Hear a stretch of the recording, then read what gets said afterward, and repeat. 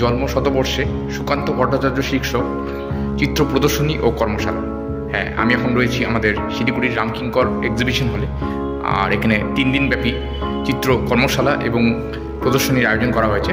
আর আমাদের আয়োজক হচ্ছে আমাদের শিলিগুড়ি মিউনিসিপ্যাল কর্পোরেশন। তো আমি এখন এক্সিবিশন হলে রয়েছি, আমি ক্যামেরা ঘুরিয়ে তোমাদের পেন্টিংগুলো দেখাচ্ছি।